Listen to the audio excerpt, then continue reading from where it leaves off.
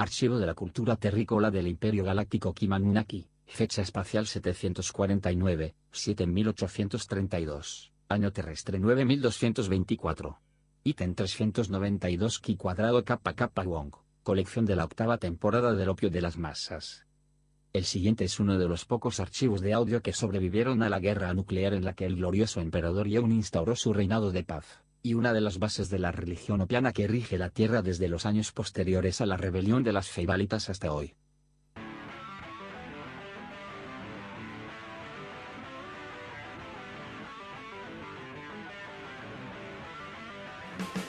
Las mujeres más hermosas del mundo han nacido en los Estados Unidos. Los músicos más virtuosos del mundo han estudiado en los Estados Unidos. Las mejores seriales de nuestra TV fueron filmadas en Estados Unidos. Las mejores películas de Gardel fueron rodadas en Estados Unidos. Estados Unidos. Estados Unidos. El mundo libre más grande del mundo es el que tienen los Estados Unidos. El patio trasero más grande del mundo es el que tienen los Estados Unidos. Nuestro papel, moneda, tan resistente ha sido impreso en los Estados Unidos. Nuestra política económica fue elaborada en los Estados Unidos. Estados Unidos. Estados Unidos. Los mejores. Estábamos escuchando a Renzo Teflón y sus fachos a gogó con el tema Estados Unidos. Un tema que era, no me acuerdo cómo se llamaba el disco en el que estaba este tema. Lo único que sé es que no me estoy escuchando nada. Pero me imagino que eso debe ser parte de que esto está apagado. Bueno, no sé, no importa. No me estoy escuchando, Diego, que voy a cambiar de auriculares. No importa, mientras voy presentando a Ángela López. ¿Te paso estos? Ángela López, ¿cómo estás, Ángela? Bien, todo bien. Ángela es Acá. artista, curadora, investigadora, muchas cosas. Es una de las personas responsables de la Fundación de Arte Contemporáneo, la FAC. Que quien no sepa lo que es la FAC debe averiguarlo ya, porque es una de esas cosas que han hecho mucho en general, han hecho mucho por el arte y por la cultura, no solo por el arte, y por donde ha pasado mucha gente, y sigue pasando mucha gente. Y bueno, escuchábamos a Fachos a Gogó porque, bueno, falleció en la semana ayer, o antes de ayer, el lunes, Renzo, pero también porque está bueno escuchar Fachos a Gogó. ¿Cómo estás, Ángel? Bien, todo bien, todo bien. Empezamos con problemas técnicos, pero es un poco la gracia. Como debe ser, sí, donde estoy yo, viste, siempre es como que tiene que haber algo que se tiene que revisar. No creo. Es un tema de bueno, por algo estamos acá también. Bueno, empezamos escuchando a Renzo hablando de Estados Unidos. Y esta semana en Estados Unidos pasaron muchas cosas. Siempre pasan muchas cosas en Estados Unidos y muchas otras cosas por culpa de Estados Unidos. Y en particular, nosotros la semana pasada no tuvimos programa, así que no pudimos hablar del ataque conjunto de Estados Unidos, Reino Unido y Francia a Siria. Y ya Estados Unidos y Francia nos vuelven a dar novedades porque Macron está en una especie de... Bueno, estuvo 2 días en una especie de idilio con Trump porque estuvo en Estados Unidos. Tremendo. Estuvo en Estados Unidos y hablaron había fotos y todo. Plantaron de hecho, un árbol. Plantaron un árbol, sacaron fotos de la mano. Era muy loco. Sí, Incluso yo veía que en Reddit se bromeaba mucho con el affair. ¿no? Sí, y decían sí. que las 2 esposas estaban celosas. Sí. Pero bueno, parece que hoy un poco se quebró eso porque Macron habló en el Congreso. Y en el Congreso Macron habló de 2 temas particularmente tal vez complicados para lo que es Estados Unidos, que son no el aislacionismo, pero sí el proteccionismo de que amenaza a la administración Trump. Tampoco estén haciendo proteccionismo, siguen siendo una política, tienen una política económica muy, muy agresiva. Y luego sobre algo un poquito, sí, más tal vez más denso, que es el problema del cambio climático. Por primera vez en mucho tiempo, un líder mundial le dice en la cara, o sea, por primera vez en realidad un líder mundial le dice en la cara en Estados Unidos que no se puede seguir siendo negacionista del cambio climático. Al cual todavía no sabemos qué respondió Trump. Seguramente mande un tweet en cualquier momento, porque viste que hay gente que gobierna por decreto y él gobierna por tweet, ¿no? Totalmente. Y bueno, y es y me parece que si bien es súper grave en general la política, en general, ¿no? La política exterior de no solo de Estados Unidos, también de Francia, el Reino Unido y de otros países, el caso del cambio climático es particularmente relevante porque, bueno, porque el negacionismo del cambio climático tiene varias gravedades, ¿no? O sea, en primer lugar, que el líder de las potencias occidentales lo niegue, nos da muy poca expectativa respecto a las decisiones que va a tomar. Y después respecto a la situación, en particular en los países pobres, que en general la producción que tienen es más sucia. Entonces es un tema bastante complicado. No sé, Ángela, si tenés alguna opinión específica al respecto. Bueno, tengo muchas opiniones, pero te voy a hablar de la vivencial. De última es la que... No, me tocó vivir un momento especial, que fueron los incendios que hubieron en California el año pasado, justo en el momento en el que estaba presentando el programa Istmo, que tiene que ver con lo que vengo a presentar ahora acá. Y bueno, como que tomé conciencia de lo que estaba pasando porque mi celular murió en un momento, o sea, dejó de funcionar absolutamente, no había Dios que lo... O sea, dejó de funcionar y se prendió una vez en un mercado donde no había wifi ni nada, se prendió, se puso rojo diciendo, si usted no se va inmediatamente a esta zona, puede morir a causa de un incendio. En español además, ¿no?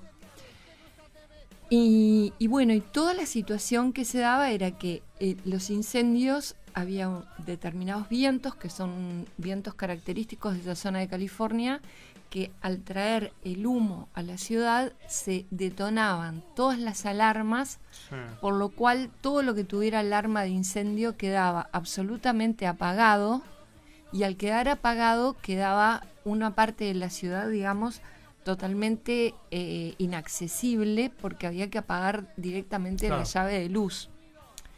Entonces me tocó vivir eso, y la gente cuestionándose, más allá de los miles de evacuados, más allá del calor que sentías y todo más, la gente cuestionándose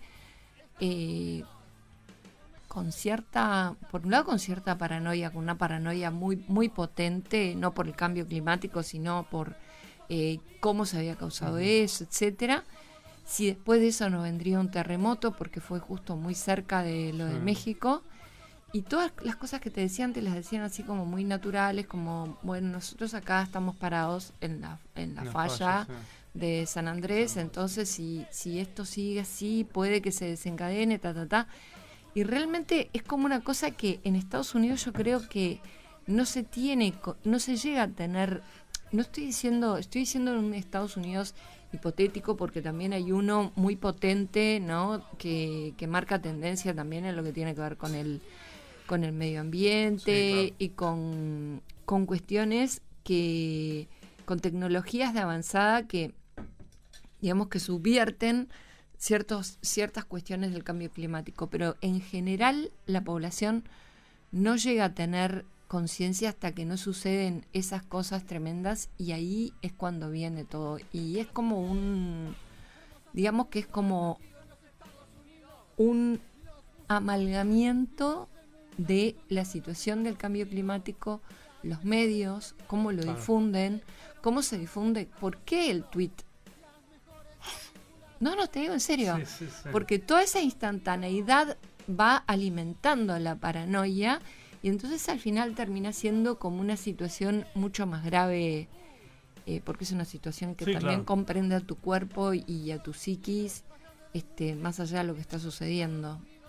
Sí. Así que tengo mi posición tomada así respecto a eso, y es que el tema es más allá de todo lo que ocurre, digamos, objetivamente, hay un manejo muy fuerte de la situación y de lavado de cuestiones a través de lo visual. Por ejemplo, mucho fallonismo con la esposa de Trump, Sí, sí. mucha estilización, ¿no? Bueno, Sí, es todo un tema. Y bueno, y justamente en eso, una de las cosas bueno, fue una de las cosas que se estuvo hablando. Y bueno, para que estoy teniendo otro problema ahora, es impresionante. Hoy estoy con mala suerte, ¿eh? no soy yo, No sos vos. no me Ángela, estigmatices, no sos vos, ¿viste? no sos vos. Ahora sí, ahora me anda. Y bueno, además de eso que pasó en Estados Unidos, también digo, hubo, bueno, recordemos que hay desde hace un tiempo un baneo, es un veto también a la llegada de personas desde unos cuantos países de mayoría musulmana. Eso se ha venido reavivando, es algo de lo que nadie está hablando, pero es otro tema que está pasando. Y esta semana la Corte Suprema, varios de los miembros de la Corte Suprema estuvieron anunciando que estarían proclives a mantener ese veto y a no levantarlo, a pesar de que los estados se están reclamando. Que también es otra parte de eso, ¿no? Y cuando hablamos, ¿no? Cuando hablamos del terrorismo, cuando hablamos de la violencia, digo, como que esos son el tipo de cosas que quedan por fuera, ¿no? Porque en realidad, incluso una de las cosas que se está diciendo es que, bueno, a la justificación que está orientada a la religión, en realidad sería parte del problema, ¿no? Como que no parece estar solucionando ninguna de las situaciones. Y en ese sentido, el gran problema que aparece es, en el caso de Estados Unidos se ve, pero se ha visto acá también muchas veces, los poderes que tienen, el enorme poder que a veces tienen los poderes judiciales y la poca voluntad que tienen a veces también de hacer las cosas. Recordemos que la Corte Suprema es el equivalente a lo que acá es la Suprema Corte de Justicia, Sí. que también ha tenido en su momento varias actitudes no solo antidemocráticas, sino totalmente violentas con los derechos humanos. Entonces, Bueno, viste que, por ejemplo, la última película del Festival de Cinemateca, del último festival, Sí, la sí. última película del último último festival, la verdad que yo no tenía ganas, viste, de ver ninguna película bajón, que es algo que como que no podés poner en el último. Pero fue muy impresionante lo bien mostrado que estuvo el tema de los sirios en la costa de Francia, ¿no? Sí. O sea, como la limpieza que se hace, la deportación y sobre todo los niños, ¿no? Como Sí. los más desamparados. Y bueno, nada, eso es una cosa, viste, que si sabemos poco de cómo está Estados Unidos, mucho menos de ese tema, y mucho menos de ese tema allá. Es algo que no se habla. Entonces, y además, ¿qué podés hacer? O sea, es como ayuda a un niño sirio a través de UNICEF. Realmente como que no hay tampoco una posición que se pueda tomar desde acá y que pueda dar una ayuda al tema en su conjunto. Sí, claro, tiene también la dificultad de que como que se privatiza o más bien se corporiza, ¿no? Se corporativiza cualquier tipo de intento de ayuda, ¿no? Sí, yo creo que más que corporativizar, el tema es que también es como, o sea, al intentar ayudar, vos también estás de alguna manera detectando. Mira, hay una artista, creo que es marroquí, pero me puedo llegar a equivocar, que se llama Ursula Windman, que trabaja justamente eso, ¿no? la detección a través de los drones, la detección de personas, y bueno, y cómo a través de esa detección de personas ellos ya saben antes de que llegue la policía hacia dónde la van a derivar, ¿no? Y ella va, te estoy hablando que esto hace 12 años que vi esa obra, Sí. que digo que es más o menos como una obra parecida a la de Arun Farocki en un punto, sí, sí. pero del otro lado, ¿no? Sí. Y me parece que también hay algo de eso, o sea, al mandar 10 pesos por UNICEF o por donde sea, por una ayuda humanitaria, vos ya estás detectando dónde está, y eso también lo que le acarrea a la persona de dar cuenta, ¿entendés? Sí, claro. Yo me acuerdo cuando fueron los tsunamis en la costa del Pacífico. Me acuerdo que en su momento hubo un montón de guita, se juntó. Mm. Y claro, todo eso fue gestionado o por organizaciones internacionales Claro. o por los propios estados de forma discrecional. Y eso lo que terminó significando es que mucha de esa gente fue expulsada de su casa.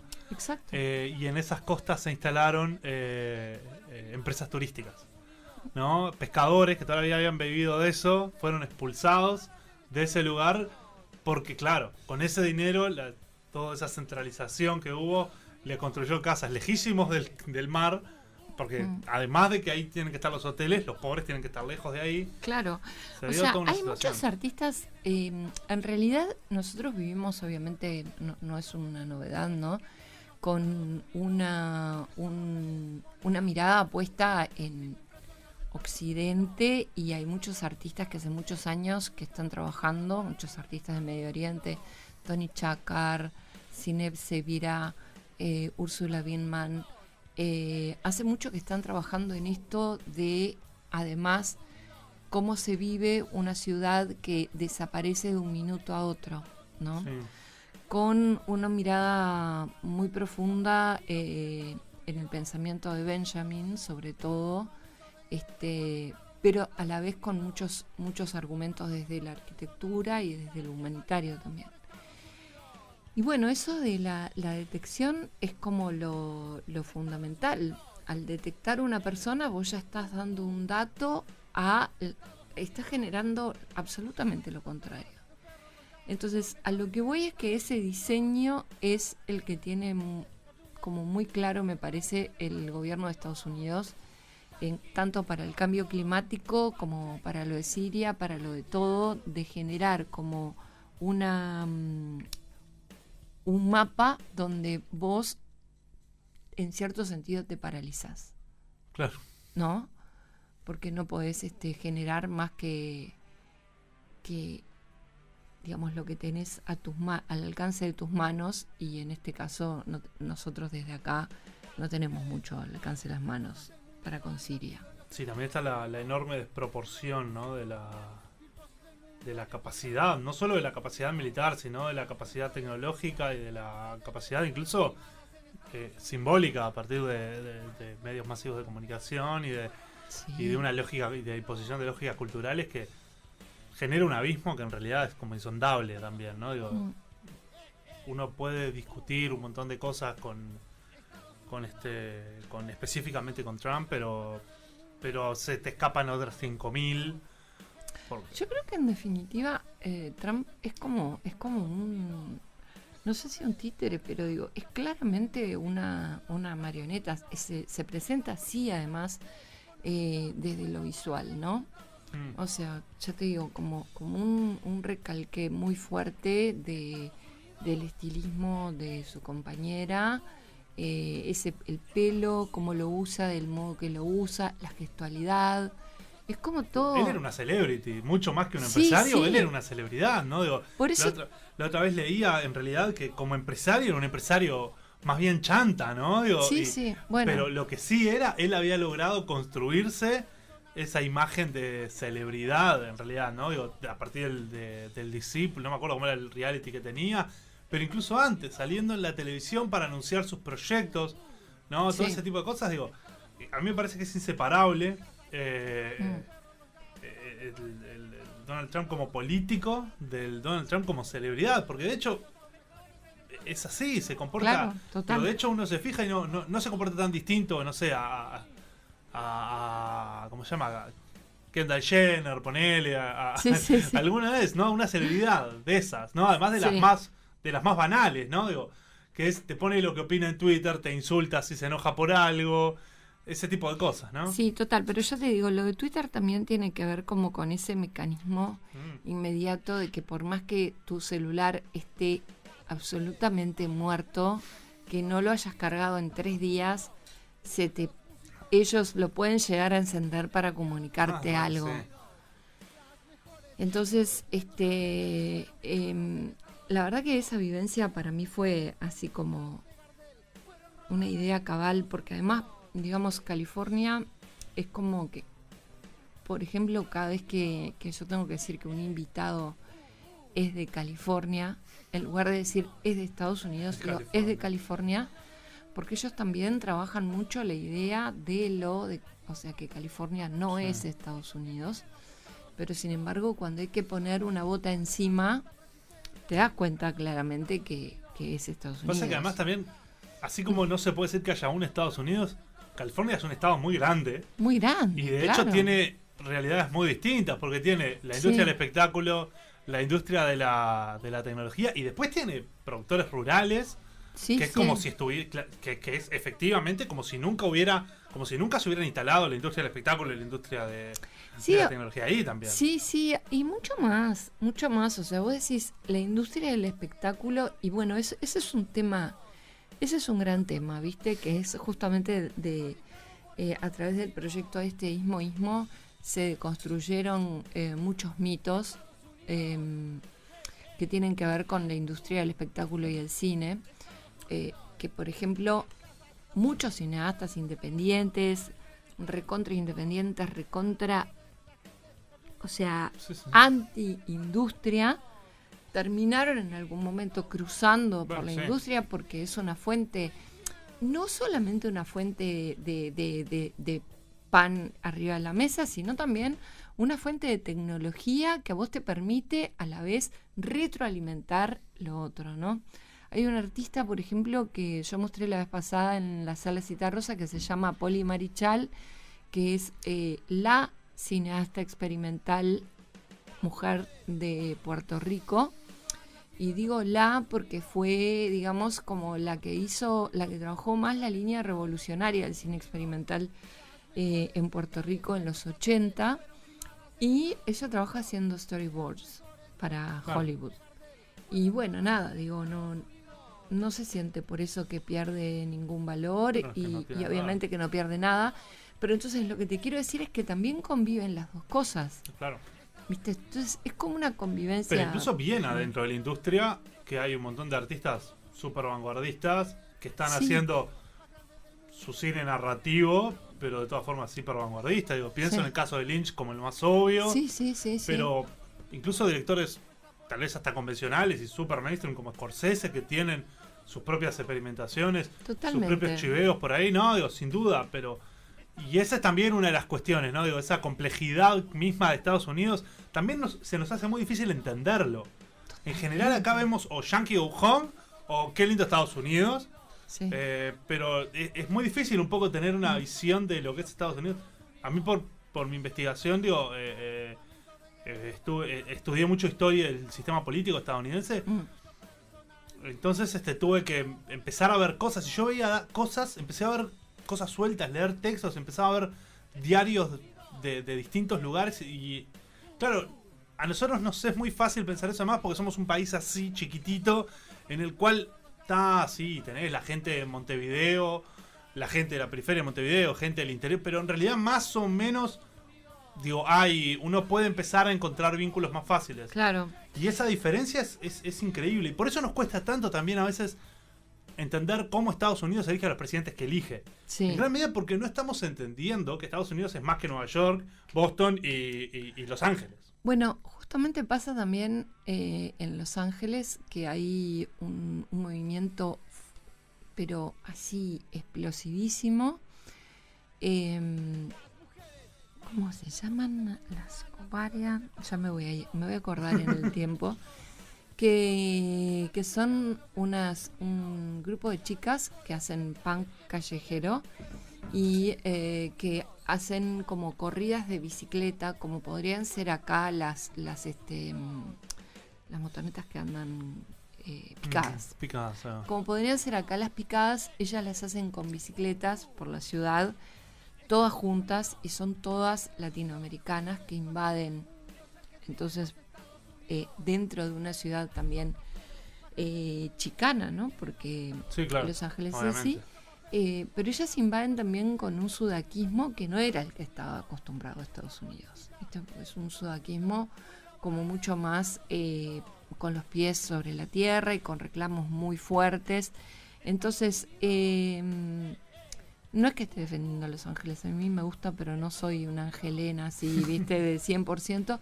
Pero sí te digo que hay también una estigmatización justamente a través de lo que los medios te quieren mostrar de lo que es esa industria y lo que sucede en realidad. Por ejemplo, muchas de las películas experimentales que se rescataron a través del programa Ismo, fueron restauradas por la Academia de los Oscar.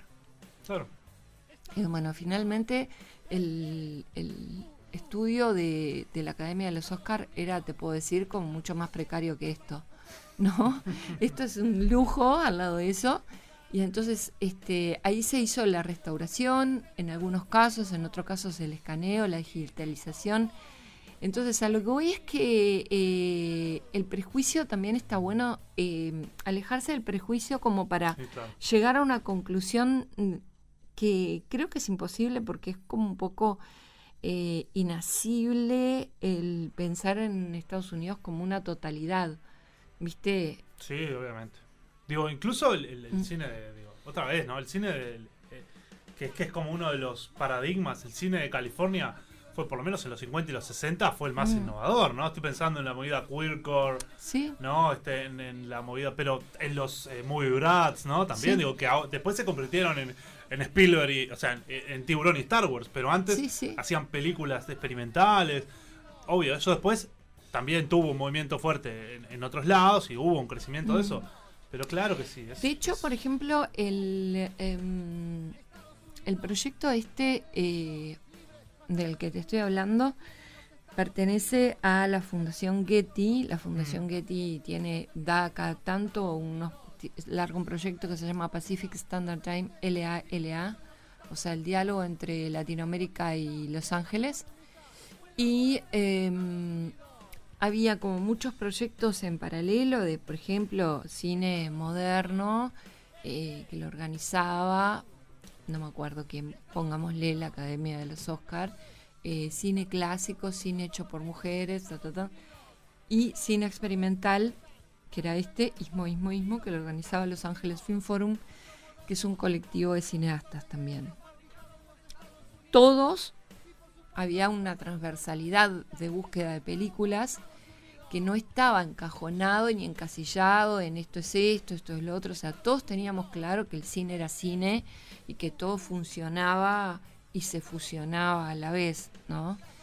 Y también está el cuestionar desde ahí, bueno, qué es cada cosa, y finalmente le terminás poniendo un título, bueno, porque no sé, claro, porque había que presentar un proyecto y se tenía que llamar de alguna manera, pero y porque también coordinar un grupo de tantas y cuantas personas a veces es complicado para poner un título, pero en realidad la idea de llamarlo, por ejemplo, el nuestro Ismo, era justamente resaltar eso, ¿no? Que no hay una frontera para el hacer cine.